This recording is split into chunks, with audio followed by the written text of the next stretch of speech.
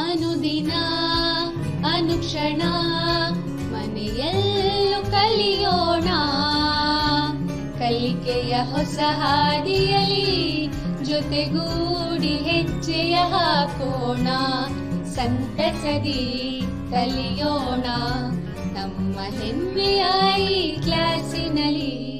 Yes sir. Yes teacher. Present ma'am. अस्सलामु अलैकुम व रहमतुल्लाहि व बरकातहू। रब्बि इश्रह ली सदरी व यस्सिर ली अमरी वहलुल उक़दतम मिन लिसानी यफ़क़हू क़ौली। Rabbi ज़िदनी इल्मा, rabbi ज़िदनी इल्मा, rabbi ज़िदनी इल्मा। अजीज़ तलबा व तालिबात, आप तमाम को संवेदा ई क्लासेस में इस्तकबाल करता हूँ। मेरा नाम Rafiq Tamboli, assistant teacher, government girls high school Urdu section Maski, जिला रायचूर से।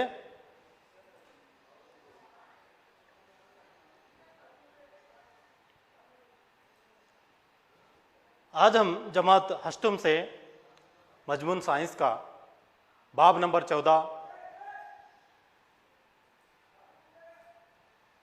बरखीरों के कीमियाई असरात यानी कि chemical effects of electric current, इसका दूसरा हिस्सा आज हम यहाँ पर पढ़ने वाले हैं। चलिए इसको कंटिन्यू करते हैं। देखिए यहाँ पर ये जो आपकी दरसी किताब है, इसमें जो है सफ़ा नंबर 58 पर क्या है ये सबक मौजूद है। इसका पहला हिस्सा हम पहले सेशन में पढ़ चुके हैं। आज हम यहाँ पर इसका दूसरा हिस्सा पढ़ने जा रहे हैं। दूसरा हिस्सा स्टार्ट करने से पहले बच्चों, हम जो साबिका सबक में पढ़ा था उसके साबिका मालूमात को एक बार यहाँ पर उसका यादा करते हैं। हमने पहले सबक में पढ़ा था कि बिजली के सामान को गीले हाथों से न छूना, इसी तरह से बिजली के अच्छे मौसिल और बिजली के कमज़ोर मौसिल, और साथ ही साथ हमने क्या रखीक अशिया बिजली का एहसाल करती हैं, इसके ताल्लुक से क्या है हम कुछ हिस्सा यहाँ पर पढ़े थे। तो आज हम जो पढ़ रहे हैं उसके जो अहम नुकात हैं, क्या रखीक अशिया बिजली का एहसाल करती हैं, उसका जो बकिया हिस्सा आगे का जो हिस्सा है उसको हम आज पढ़ेंगे। और साथ ही साथ बरखीरों के कीमियाई असरात जो है आगे हम उसको पढ़ना है, और साथ ही साथ बरखी मलमाकारी, इन 3 नुकात पर आज हमें यहाँ पर सबक पढ़ना है और इसके ताल्लुक से मालूमात हासिल करना है। चलिए सबक को शुरू करते हैं। जैसा कि मैं आपको पिछले क्लास में होमवर्क दिया था, आपको याद होगा कि इस तरह का एक यहाँ पर क्या जदौल दिया गया था। इसमें मुख्तलिफ अशिया को लेना और लेकर उसके तजुर्बात करना, उनमें इनराफ होता है या नहीं, हाँ या नहीं उसको दर्ज करना, और साथ ही साथ अगर उनमें इनराफ होता है तो वो अच्छा मौसिल है, अगर इनराफ नहीं होता तो वो क्या है कमज़ोर मौसिल है। इसमें क्या हम सबसे पहले जो है लीमू का रस का तजुर्बा जो है हमने पहले सबक में किया था, उसमें क्या है वहाँ पे सुई में इनराफ हुआ था और वो अच्छा मौसिल था। बाकी के जो 5 जो अशिया हैं उसके ताल्लुक से तजुर्बात करके आपको अपने असातिज़ा से उसकी सही कराने के लिए आपसे कहा गया था। चलिए देखते हैं, आपने किया होगा मैं उम्मीद करता हूँ। ये लीजिए सुरके में जो है यहाँ पर भी क्या होता है इनराफ होता है, आपने भी किया होगा, और ये भी जो सुरका भी जो है ये अच्छा मौसिल है। और साथ ही साथ नल का पानी भी क्या है बोले तो ये इनराफ होता है इसमें भी, और इसी तरह से ये अच्छा मौसिल भी है। और खुर्दनी तेल में भी क्या है उसमें इनराफ नहीं होता और वो कमज़ोर मौसिल है। इसी तरह से दूध में इनराफ होता है और वो क्या है बिजली का अच्छा मौसिल है। नेक्स्ट जो है शहद जो है इसमें क्या है सुई में इनराफ नहीं होता, इससे ये पता चलता है कि शहद जो है ये बिजली का कमज़ोर मौसिल है। तो आपने भी इसको किया होगा। चलिए इसके ताल्लुक से हम एक तजुर्बा है उसको देखते हैं। चलिए तजुर्बा देखते हैं। कोई ऐसा टेस्टर तैयार कर सकते हैं जो बहुत कम करंट को भी महसूस कर सके? बिल्कुल, उसके लिए हमने बरखिरों के मकनातीसी असर का इस्तेमाल करके एक टेस्टर तैयार किया है। आप किसी इस्तेमालशुदा माचिस की खाली डिबिया, उसकी ट्रे लें, उसके अतराफ एक मौसल तार लपेटें, उसके एक किनारे को बैटरी के एक टर्मिनल से जोड़ें। बैटरी के दूसरे टर्मिनल से हमने एक वायर से ये स्टोव पिन जोड़ा है, और जो मौसल का दूसरा किनारा है उससे मैंने दूसरा स्टोव पिन जोड़ा है। अब जब दोनों स्टोव पिन्स को मैं छूती हूँ तो आप यहाँ देखिए मकनातीसी सुई में होने वाले इन्हिराफ को। क्या आप बता सकते हैं कि इन्हिराफ क्यों हो रहा है? क्या इस इन्हिराफ की तशरीह कर सकते हैं हम? मकनातीसी सुई उस वक्त मुनहरिफ होती है जब कोई दूसरा मकनातीस उसके करीब आए, या उस वक्त इन्हिराफ होता है जब कोई बरखी रौ ले जाने वाला तार उसके करीब हो। हम यहाँ पर इस टेस्टर की मदद से मुख्तलिफ रक़ीक़ में इन टेस्टर्स को गुजार के देखेंगे कि कौन से रक़ीक़ बरखी रौ के अच्छे मौसिल हैं और कौन से बरखी रौ के कमज़ोर मौसिल हैं। उसके लिए मैंने लिया है लीमू पानी। इस लीमू पानी में जब मैं टेस्टर को गुजारती हूँ तो आप सुई में होने वाले इन्हिराफ पे गौर कीजिए। इन्हिराफ हो रहा है यानी ये बरखी रौ का अच्छा मौसिल है। हर मर्तबा आप इन रक़ीक़ में डुबोने पर दूसरे रक़ीक़ में डुबोने से पहले इसको पानी में अच्छी तरह धो के खुश्क कर लें। पानी में अच्छी तरह से धो के खुश्क कर लिया है। अब इसमें डालूंगी, अब मैं विनेगर में इसको डालूंगी। विनेगर में मैंने इसको दाखिल किया है। देखिए विनेगर में होने वाला रिएक्शन किस तरह हमें बुलबुले नज़र आ रहे हैं, है ना। अब हम सुई का इन्हिराफ देखेंगे। सुई में इन्हिराफ हो रहा है यानी ये भी बरखी रौ का अच्छा मौसम है। फिर से इसको हम धो लेंगे। अब मैं इसे दूध में डुबोऊंगी।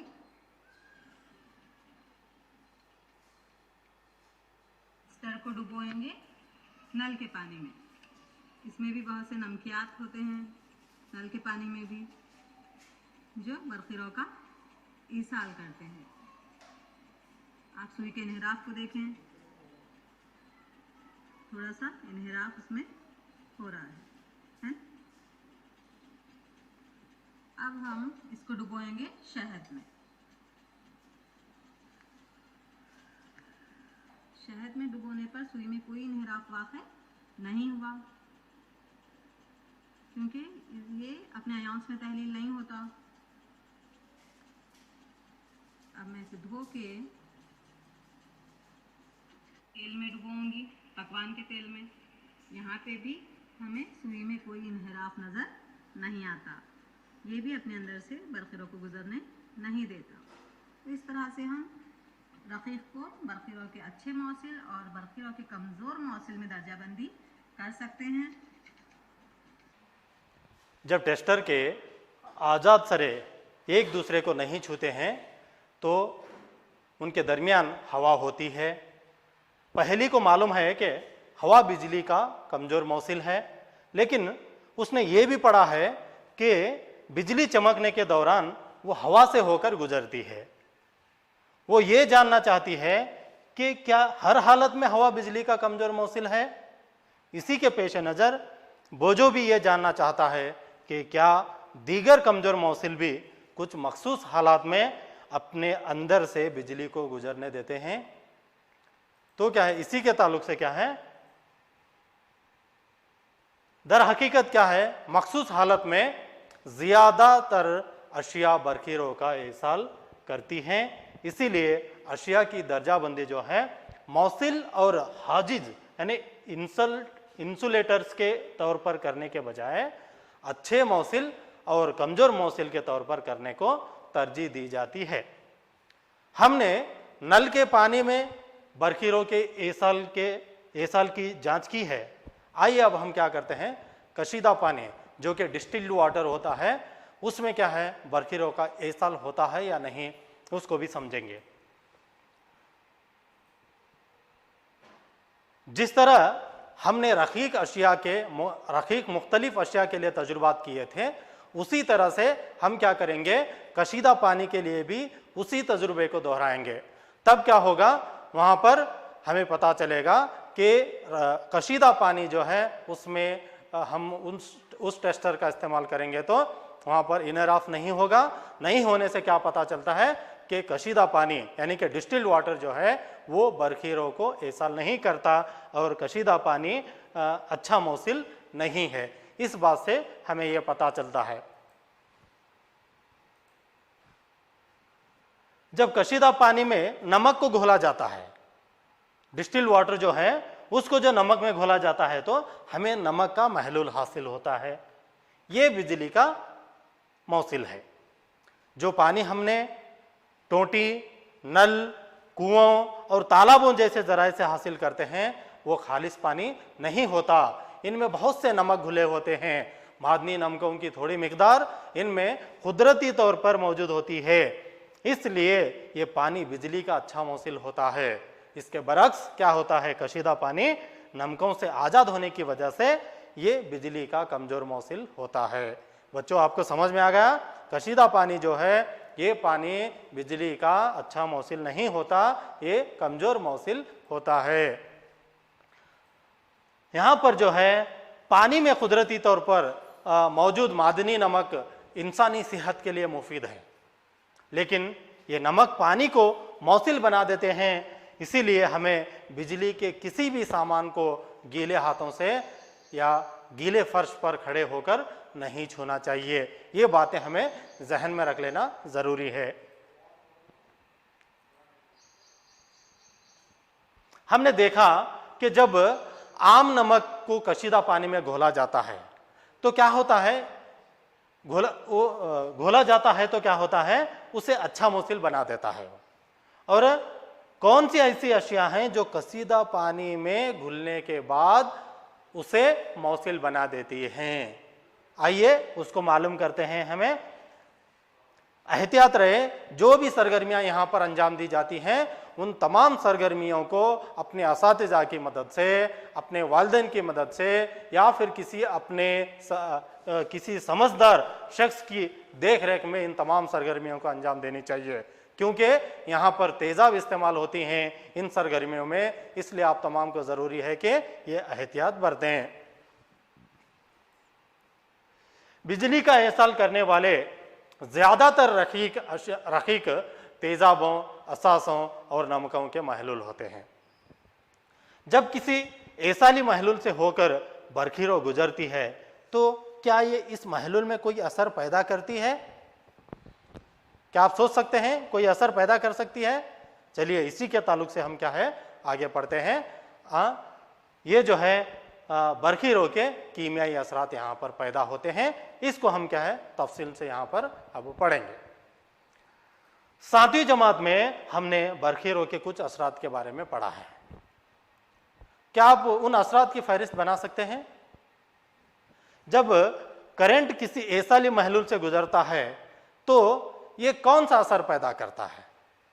आइए इसको मालूम करते हैं।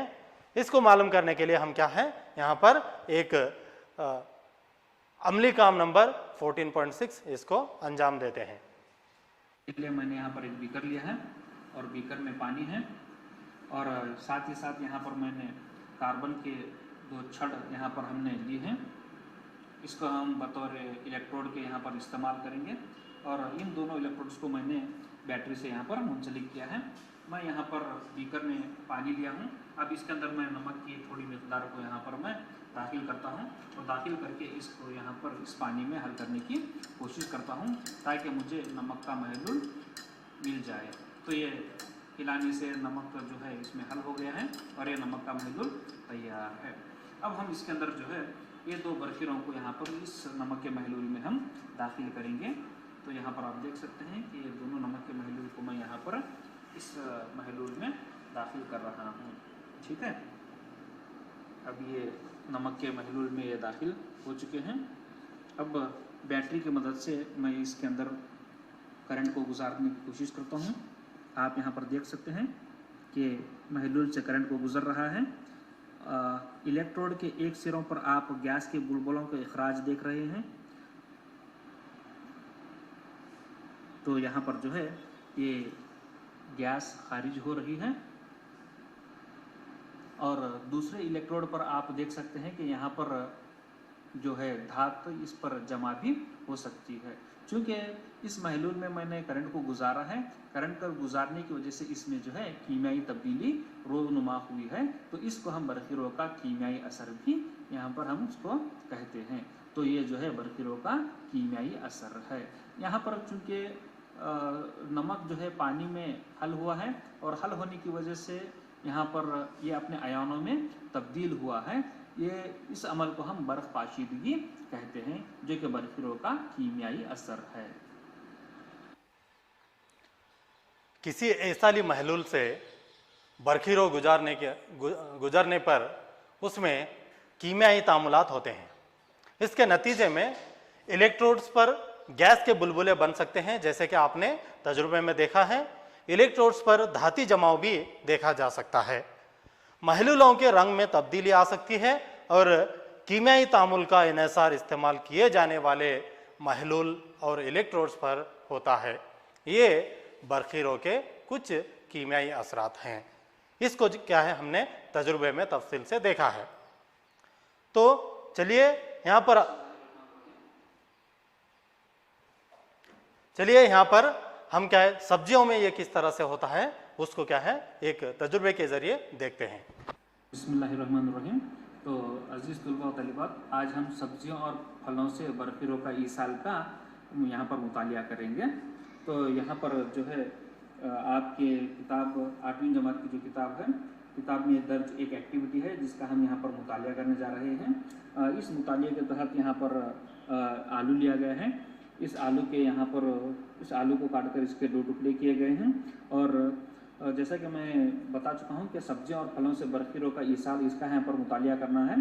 तो इसी के तहत आलू को जो टुकड़ों में बांटा गया है और आलू के एक टुकड़े को यहाँ पर बैटरी के 2 टर्मिनलों से, जैसा कि आप यहाँ पर देख सकते हैं, दाखिल किया गया है। मस्बत एक टर्मिनल है और मनफी एक टर्मिनल है। ये जो टेस्टर है, टेस्टर का एक मस्बत सिरा और मनफी सिरा, दोनों सिरों को यहाँ पर आलू के एक हिस्से में दोनों को चुभोया गया है।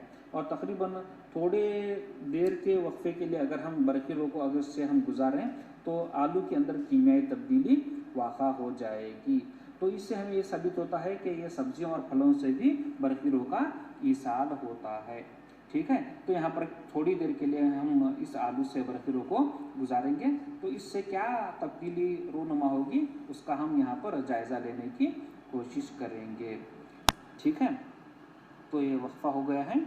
अब मैं यहाँ पर इस इलेक्ट्रोड को यहाँ पर हटाता हूँ। आप देख सकते हैं कि एक इलेक्ट्रोड है जिसको मैंने अलहदा किया है, एक दूसरा इलेक्ट्रोड है मस्बत इलेक्ट्रोड। तो जो मस्बत इलेक्ट्रोड जहाँ पर मैंने चुभाया था वहाँ पर जो है मुझे एक सब्ज़ धब्बा यहाँ पर मुझे नज़र आ रहा है। तो ये जो है सब्जियों से करंट को गुजारने के नतीजे में हुआ है। तो इस जो आलू है, तो आलू के अंदर जो है एक कीमियाई तब्दीली वाक़ा हुई है। तो जहाँ पर मैंने मस्बत सिरे को जोड़ा था वहाँ पर मुझे जो है ये सब्ज़ धब्बा नज़र आया है। तो इस एक्टिविटी से हमें ये पता चलता है कि सब्जियों से फलों और सब्जियों से करंट गुजरती है और करंट गुजरकर इसमें कीमियाई तब्दीली रोनुमा होती है। और दूसरी जो अहम बात यह है कि जो मस्बत सिरा जहाँ पर मैंने चुभोया था वहाँ पर मुझे नीला धब्बा हासिल हुआ है। अगर कोई बैटरी या सेल है और उसका अगर मस्बत सिरा अगर हमें पता नहीं है तो इस एक्टिविटी के ज़रिए से हम मस्बत सिरे को मालूम कर सकते हैं। तो जहाँ पर मस्बत सिरा होगा वहाँ पर फलों के ऊपर इस तरह का हमें धब्बा हासिल होगा। तो जो धब्बा वाला जो हिस्सा है वो मस्बत सिरे को जाहिर करता है। अजीज़ तलबा व तालिबात, अभी तक हमने जो है बरखीरो के कीमियाई असरात के ताल्लुक से पढ़ रहे थे। अभी नेक्स्ट एक पॉइंट है यहाँ पर बरखी मलमाकारी। इसके ताल्लुक से क्या है हम यहाँ पर तफसील से मालूमात हासिल करते हैं। याद कीजिए जब नई साइकिल का हैंडल और पहियों के रिम कितने चमकदार होते हैं, ताहम अगर उनमें किसी वजह से खराश आ जाए तो क्या होता है, तो उसमें जो चमक थी वो चमक उतर जाती है। और नीचे की सतह उतनी चमकदार नहीं होती है। आपने कुछ औरतों के जेवर देखे होंगे, उनके पाँव में डालने वाले चैन हो और सोने के जेवरात हो, जो नए होते हैं वो क्या होते हैं, वो नए होते हैं, वो क्या होते हैं, चमकदार होते हैं, बहुत ही अच्छे दिखाई देते हैं। और जब जैसे जैसे वो पुराने होते जाते हैं तो क्या होता है, वो इस्तेमाल की वजह से उनकी सोने की परत उतर जाती है और नीचे की चांदी या किसी और धात की सतह नजर आने लगती है। इन दोनों ही हालतों में एक धात के ऊपर दूसरी धात की परत चढ़ी होती है। क्या आप जानते हैं कि एक धात के ऊपर दूसरी धात की परत किस तरह चढ़ाई जाती है? आइए इसको हम खुद करके देखते हैं कि ये किस तरह से बरखी मलमाकारी की जाती है।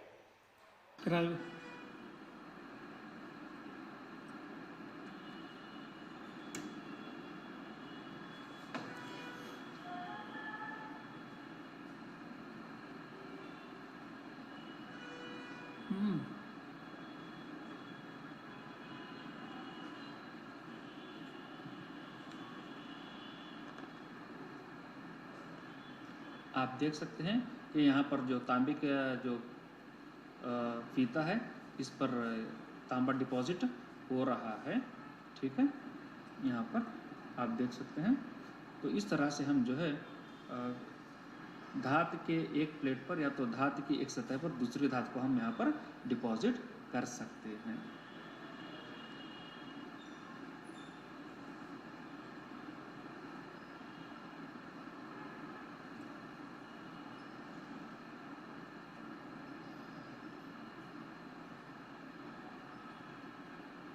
अगर मैं टर्मिनलों को रिवर्स करूं तो जो तांबे के प्लेट पर जो तांबा आकर जमा हुआ है वो निकल कर फिर महलूल में चला जाएगा और महलूल के ज़रिए से फिर दूसरी धातु प्लेट पर वो जमना शुरू हो जाएगा। ठीक है, यहाँ पर हम इसको देखने की कोशिश करेंगे।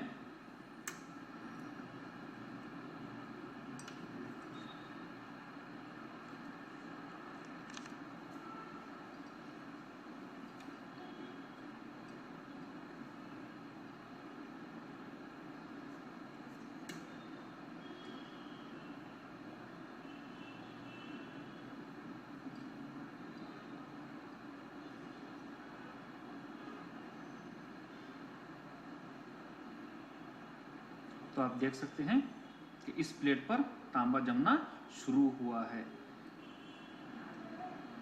जिस पर जमा था उससे यह तांबा निकल रहा है। तो यहाँ पर यह अमल रिवर्स हो रहा है।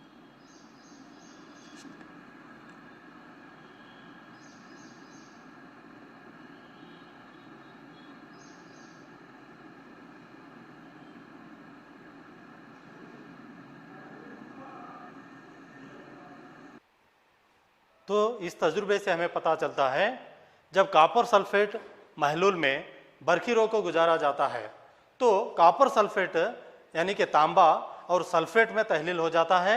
आज़ाद कॉपर तांबा यानी बैटरी के मनफी टर्मिनल से मुंसलिक इलेक्ट्रोड्स की तरफ पहुंचता है और इस पर जमा हो जाता है। लेकिन महलूल से तांबे के इतलाफ का क्या होता है? दूसरे इलेक्ट्रोड्स जो कि तांबे के प्लेट है मसावी मिकदार में क्या होता है? तांबा महलूल में घुल जाता है। इसी तरह महलूल से जो तांबा कम हो जाता है वो महलूल में दोबारा आ जाता है और ये अमल जारी रहता है। इसका मतलब ये हुआ कि तांबा एक इलेक्ट्रोड से दूसरे इलेक्ट्रोड में क्या होता है, यहाँ पर उस पर जो है मुंतकिल हो जाता है। इस तजुर्बे से हमें इस बात का पता चलता है। प्यारे बच्चों, बिजली के जरिए किसी शय पर किसी मतलूबा धात की परत चढ़ाने, ये जो चढ़ाने का जो अमल है ये जो है बरखी मलमाकारी यानी इलेक्ट्रोप्लेटिंग कहलाता है। ये बरखीरों के कीमियाई असरात का एक आम इस्तेमाल है। बरखी मलमाकारी निहायत मुफीद अमल है ये क्या है, सनतों में धाती अशिया पर किसी दूसरी धात की पतली परत चढ़ाने के लिए इसका इस्तेमाल बड़े पैमाने पर किया जाता है। चढ़ाई जाने वाली धात की परत में कुछ ऐसी मतलूबा खुसूसियात होती हैं कि उस शय की धात में नहीं होते। मिसाल के तौर पर कापर के पुर्जों, पानी की टूटी, गैस बर्नर, साइकिल का हैंडल, ये सभी क्या है, तमाम इनके पहियों के रिम वगैरह जैसी बहुत सी चीज़ें क्या होते हैं, ये क्रोमियम के नहीं बने होते, लेकिन उस पर जो है क्रोमियम की मलमाकारी की जाती है। आमतौर पर यहाँ पर इसका ये इस्तेमाल होता है। हाँ, आप देख रहे हैं शक्ल में कि ये तमाम जो चीज़ें हैं, इन तमाम चीज़ों में यहाँ कार का फ्रंट देख रहे हैं कि बहुत ही शाइनिंग होता है, लेकिन ये क्या है, क्रोमियम का नहीं होता। लेकिन क्रोमियम धात की खासियत यह है कि वो ज़्यादा चमकदार होती है, इसलिए क्या है, दूसरी धात पर क्रोमियम को इस तरह से चढ़ाया जाता है। आप यहाँ पर रिम देख रहे हैं, ये स्टील के सामान वगैरह देख रहे हैं, ये सभी है, साइकिल का हैंडल है, ये सभी क्या है, इस पर क्या है, मलमाकारी की जाती है। क्रोमियम धात क्या है, बहुत ही चमकदार नजर आती है, इस पर जंग नहीं लगता और इस पर खराशें भी नहीं पड़ते हैं। चूंकि क्रोमियम महंगा है और किसी शय को मुकम्मल तौर पर क्रोमियम से बनाना किफ़ायती नहीं है, बहुत ही महंगा हो जाता है, इसलिए क्या होता है, शय को किसी सस्ती धात से बनाया जाता है और उस पर जो है सिर्फ क्रोमियम की परत चढ़ा दी जाती है। जेवरात बनाने वाली सस्ती धातों पर चांदी और सोने की मलमाकारी की जाती है। ये जेवरात सोने और चांदी के जैसे नजर आते हैं, लेकिन बहुत ही सस्ते होते हैं, वो ओरिजिनली जो है सोना और चांदी नहीं होते।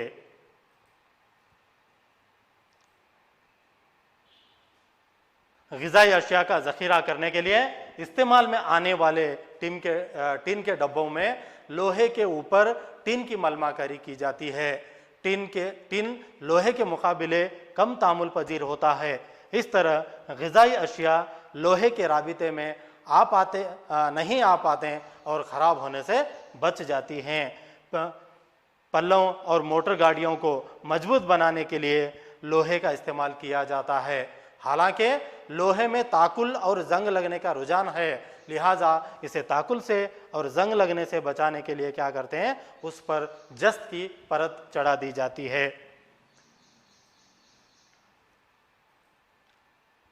हाँ, बरखी मलमाकारी के कारखानों में इस्तेमाल शुदा ईसाली महलूल को ठिकाने लगाना एक बहुत बड़ा मसला है। ये आलूदगी फैलाने वाला कचरा है और माहौल के तहफ़्फ़ुज़ के लिए इस किस्म के कचरे को ठिकाने लगाने के लिए मखसूस रहनुमाई उसूल बनाए गए हैं। उन उसूलों पर अमल करके उसको ठिकाने लगाना चाहिए।